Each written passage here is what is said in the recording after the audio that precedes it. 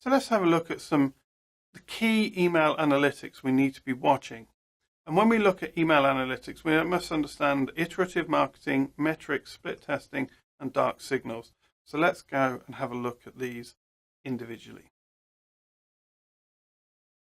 Now, one of the key things is we're coming back to this concept of iterative marketing we mentioned earlier on in the course. We have to test our content. And we do that using our key metrics. So what that means is we send out an email and we're going to look at our key metrics and we're going to see what type of content our audience opens, which ones they click through on, and which ones they respond to. And then over time, we want to keep producing the email marketing that they respond to. So we must watch that. So that's what we mean when we're testing our content. We want to measure. And then over time, as we make little tweaks and as we improve, we're going to see our open rates and our engagement increase. And we will use our key metrics to do that. What are some of our key metrics? Our subscribe rate is a key metric. So that's how many people actually subscribe to the list. Opens. So how many people actually open the email that we send them each week. Now, if you use something like ActiveCampaign, it's quite clever, little tip for you. In the automation, some of the automations, what you can do is if they don't open the email, you can resend it a couple of days later, or you can go back in and have a look. And if they haven't opened it, they didn't check the email a few days, I wouldn't do it the next day. They'll just get 2 emails and then they mark treat it spammy. But if you send out, say, once a month, midway through the month, you could just resend the same email and only send it to the people that didn't open the other email that just got lost in their inbox, because emails get lost in the inbox. How many click-throughs? That's really important when we have a call to action. How many are going through? Now, unsubscribed. I had my biggest spate of unsubscribes when I went to a daily email, and I made the mistake of not notifying people that we was going to be doing a daily email, and all of a sudden they're getting an email from me every day. I was just trying some experiments with my email marketing, and I started getting lots of unsubscribes. So if you change something and you start getting lots of unsubscribes, that's a metric you need to keep hold of, because it's telling you, your list is telling you not to do that activity and revert to what you was doing before. Email bounces. So this is how many emails don't even get into the inbox. So we want to keep our eye on that. If we're sending emails out and they're bouncing and they're not hitting an inbox, I often just feel more comfortable, just in case I'm being picked up as spam, just to remove that completely, just to remove that lead from my email marketing list. Because if it's bouncing because the ISP is bouncing me back, I don't want that to keep happening. I don't want my email service provider to see lots of bounces and decide to cut my list off. Website traffic. Now, that doesn't seem that relevant, but if you do a newsletter and you link to a page on your website, you'll be able to go in, look at your website analytics, either built in through companies like Squarespace, or by setting up Google Analytics, you'll be able to see how many people went through your link and actually went onto that page in that day. Now, that's a correlation rather than a causation, but it is a metric we can watch when we're promoting website content to our email list. Calls to action. So one of our key metrics is how many people have actually responded to our different calls to actions, whatever they were. So we have to be monitoring our calls to action and see how many people. It might be as simple as I put my phone number in, I've got a special offer this week, give me a ring, and we get 3 or 4 calls. We need to measure that the calls to action are actually working. And the biggest metric at the end of the day is, if you're selling in your list, are people actually buying? So you want to make sure that when you do sales, that can track that sale has come from that link. Now, you can do that through the click-through on your newsletter list, but that's not telling you how many sales, that's telling you how many people have gone through. So you might have a special sales page just for your newsletter list that nobody else can see, and that's the way you know they're coming through that. Or it could be a special contact page if you're a service-based business, or it could be a special offer page for, like, if you're a pizza delivery company, there's one page where they get that special offer, and you know that the sales are coming through from that page because that's the only place they've got an offer. So these are the key metrics we want to be looking at and studying in our email marketing. That's very difficult to show you an example because most of the people that are going to watch this course are going to use different types of email service provider. You might already be committed to one and now you're trying to learn, so you're going to have to figure out what those metrics are. You're also going to have to figure out what your baseline is, what's good and what's bad.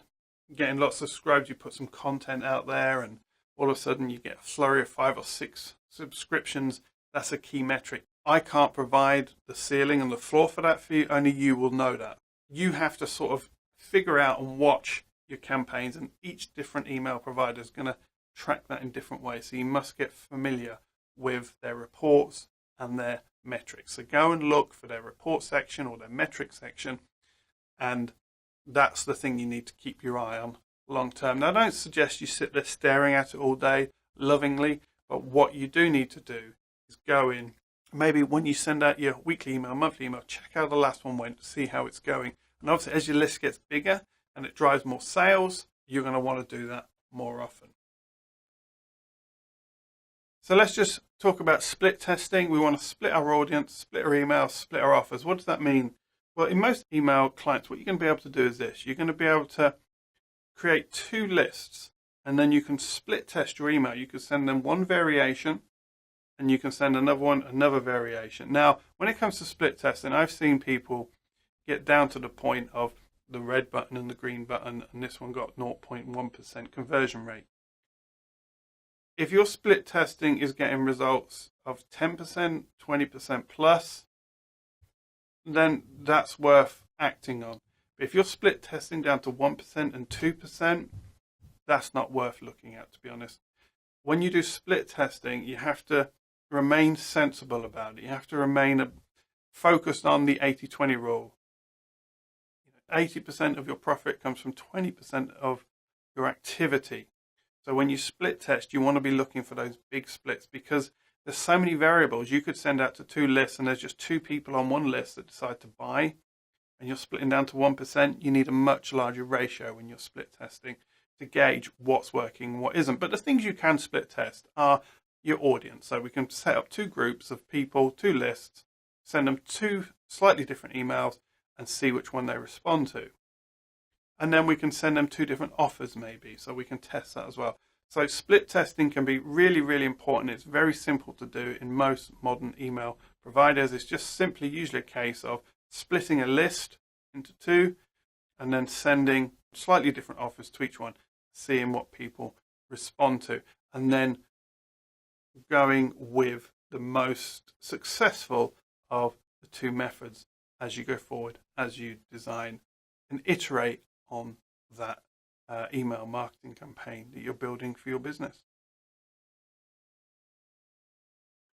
So let's have a look at dark signals, causation versus correlation. So oftentimes with emails, when people start analyzing their figures, they're looking for causation. Now that's great when you can get it, but a lot of the time you don't always get causation, but there'll be a correlation that you can look to.